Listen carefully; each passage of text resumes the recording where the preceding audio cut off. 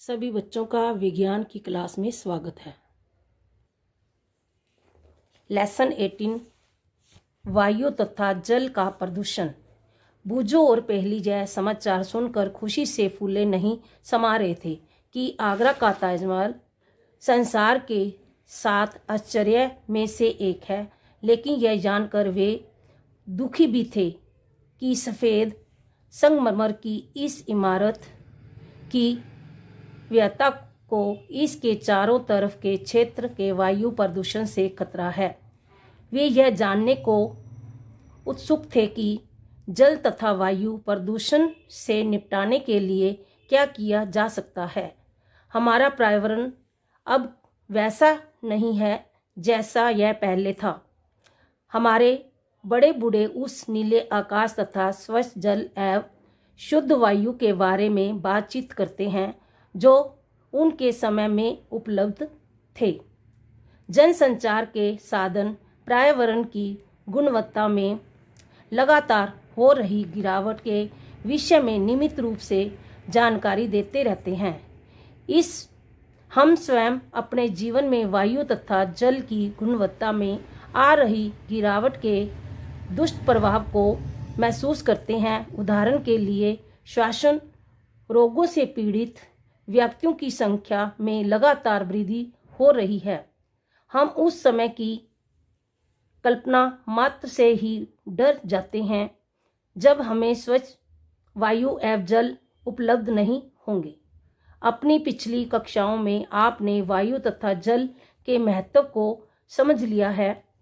हम इस अध्याय में अपने आसपास होने वाले हानिकारक परिवर्तनों तथा हमारे जीवन पर इनके प्रभावों के बारे में अध्ययन करेंगे। 80.1 वायु प्रदूषण। कुछ समय तक हम भोजन के बिना जीवित रह सकते हैं, लेकिन वायु के बिना तो हम कुछ पल भी जीवित नहीं रह सकते। यह साधारण सा तथ्य हमें बताता है कि स्वच्छ वायु हमारे लिए कितनी महत्वपूर्ण है। आप जानते हैं कि वायु विभिन्न गैसों का मिश्रण है। आयतन के अनुसार इस मिश्रण का लगभग 78% नाइट्रोजन एवं लगभग 21% ऑक्सीजन है। कार्बन डाइऑक्साइड, आर्गन, मीथेन तथा जल वाष्प भी वायु में अल्प मात्रा में विद्यमान है। उपयुक्त क्रियाकलाप में आपका एक प्रश्न यह भी हो सकता है कि वायुमंडल में धुएं की मात्रा में भिन्नता है। क्या आप बता सकते हैं कि यह धुआं कहां से आया होगा? इस तरह के पदार्थों के मिल जाने से वायुमंडल में बदलाव आ जाता है। जब वायु ऐसे अवांछित पदार्थों के द्वारा संदूषित हो जाती है तो सजीव तथा निर्जीव दोनों के लिए नुकसानदायक है, जो इसे वायु प्रदूषण कहते हैं। वायु प्रदूषण किसे कहते हैं? जब वायु ऐसे अवांछित पदार्थों के द्वारा संदूषित हो जाती है तो सजीव तथा निर्जीव दोनों के लिए नुकसानदायक है, तो इसे वायु प्रदूषण कहते हैं। ये आंसर बन सकता है। 80.2 वायु कैसे प्रदूषित होती है। जो पदार्थ वायु को संदूषित करते हैं उन्हें वायु प्रदूषक कहते हैं। ये भी आपका क्वेश्चन बन सकता है, वायु प्रदूषण किसे कहते हैं। जो पदार्थ वायु को संदूषित करते हैं उन्हें वायु प्रदूषक कहते हैं। आंसर। कभी कभी ये प्रदूषक प्राकृतिक स्रोतों जैसे ज्वालामुखी का फटना, वनों में लगने वाली आग से उठा धुआं या धूल द्वारा आ सकते हैं। मानवीय क्रियाकलापों से भी वायु के प्रदूषक मिलते रहते हैं। इन वायु प्रदूषणों का स्रोत फैक्ट्री संचालित वाहन, निर्वातक वायु संयंत्र, जलावन, लकड़ी तथा उपलों के जलने से निकला हुआ धुआं हो सकता है। बहुत सी श्वसन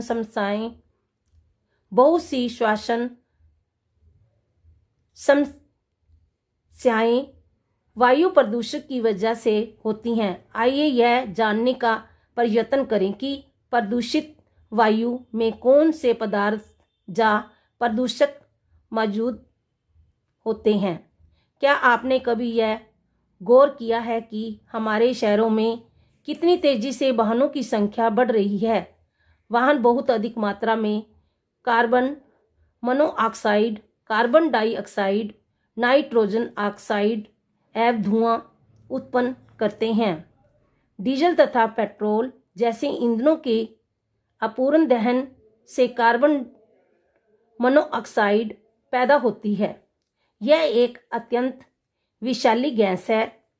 यह रुधिर में ऑक्सीजन वाहक क्षमता को कम कर देती है। बूझों को मुख्यतः सर्दियों में वायुमंडल में दिखाई देने वाली कोहरे जैसी मोटी परत याद है। यह धूम कोहरा होता है जो कि धुएं एवं कोहरे से बनता है। धुएं में नाइट्रोजन के ऑक्साइड मौजूद हो सकते हैं जो अन्य वायु प्रदूषकों तथा कोहरे के संयोग से धूम कोहरा बनाते हैं। इसमें सांस लेने में कठिनाई वाले रोग जैसे खांसी, दमा तथा बच्चों में सांस के साथ हड़हड़ाहट उत्पन्न हो जाते हैं। बहुत से उद्योग भी वायु प्रदूषण के लिए जिम्मेदार हैं। पेट्रोलियम परिष्करशालाएं सल्फर डाइऑक्साइड तथा नाइट्रोजन डाइऑक्साइड जैसे गैसीय प्रदूषकों की मुख्य स्रोत हैं। विद्युत संयंत्रों में कोयला जैसे ईंधन के जलने से सल्फर डाइऑक्साइड पैदा होती है। यह फेफड़ों को स्थायी रूप से क्षतिग्रस्त करने के साथ साथ श्वसन समस्याओं को भी जन्म दे सकती है। आपने अध्याय 5 में जीवाश्मी ईंधन के जलाने के बारे में पढ़ा है। अन्य प्रकार के प्रदूषक क्लोरोफ्लोरोकार्बन CFC है, जिनका प्रयोग एयर कंडीशनरों,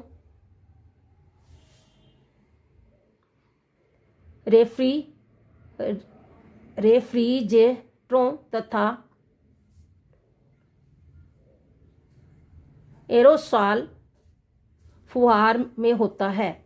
CFCs के द्वारा वायुमंडल की ओजोन परत को हानि पहुंचाती है। स्मरण कीजिए, ओजोन परत सूर्य से आने वाली हानिकर पराबैंगनी किरणों से हमारी सुरक्षा करती है। क्या आपने ओजोन छिद्र के बारे में सुना है? इसके विषय में जानने का प्रयत्न कीजिए। अच्छा है कि CFCs की जगह पर अब कम हानिकारक रसायनों का उपयोग होने लगा है। इन गैसों के अलावा पेट्रोल तथा डीजल के दहन से चलने वाले स्वचालित वाहनों द्वारा अत्यंत छोटे कण भी उत्पन्न होते हैं जो बहुत लंबे समय तक वायु में निवलित रहते हैं। ये दृढ़ता को घटा देते हैं। सांस लेने पर ये शरीर के भीतर पहुंचकर रोगकारक हो जाते हैं। ये कण खनन तथा इस्पात निर्माण जैसे औद्योगिक प्रक्रमों द्वारा भी उत्पन्न होते हैं।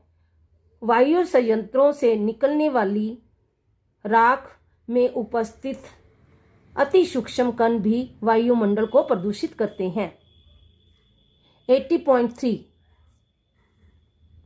विशिष्ट अध्ययन ताजमहल। पर्यटकों को सर्वाधिक आकर्षित करने वाला भारत के आगरा शहर में स्थित ताजमहल चिंता का विषय बना हुआ है।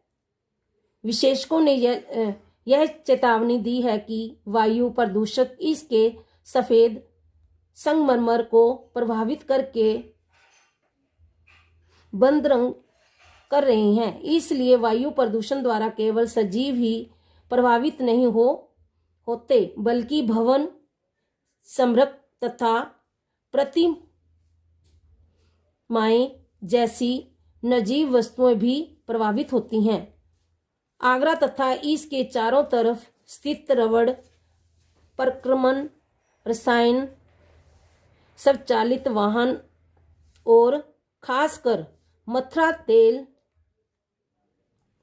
परिष्करणी जैसे उद्योग सल्फर डाइऑक्साइड तथा नाइट्रोजन डाइऑक्साइड। चित्र 80.4 ताजमहल जैसे प्रदूषणों को उत्पन्न करने के लिए जिम्मेदार रहे हैं। ये गैस वायुमंडल में विद्यमान जल वाष्प जैसे अभिक्रिया करके सल्फ्यूरिक अम्ल एवं नाइट्रिक अम्ल बनाती है। यह क्या बनाती है? जल वाष्प से अभिक्रिया करके सल्फ्यूरिक अम्ल एवं नाइट्रिक अम्ल बनाती है।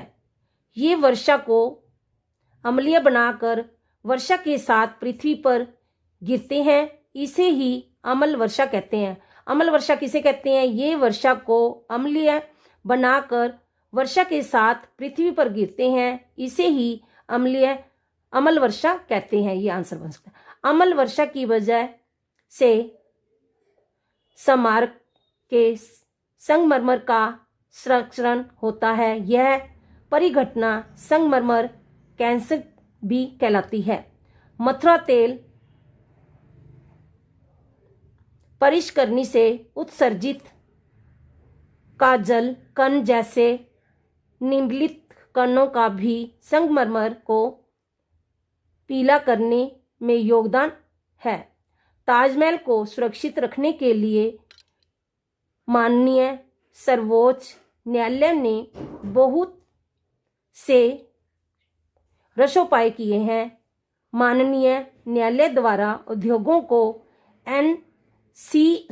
सीएनजी संपीड़ित प्राकृतिक गैस तथा एलपीजी द्रव्य पेट्रोलियम गैस जैसे स्वच्छ ईंधनों का प्रयोग करने के आदेश दिए गए हैं।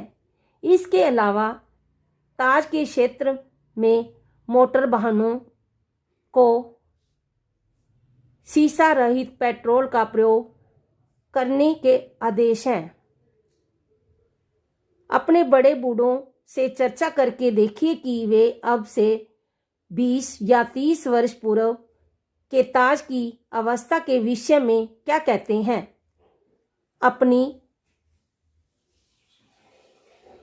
अपनी पुस्तक के लिए ताजमहल का चित्र प्राप्त करने की कोशिश कीजिए।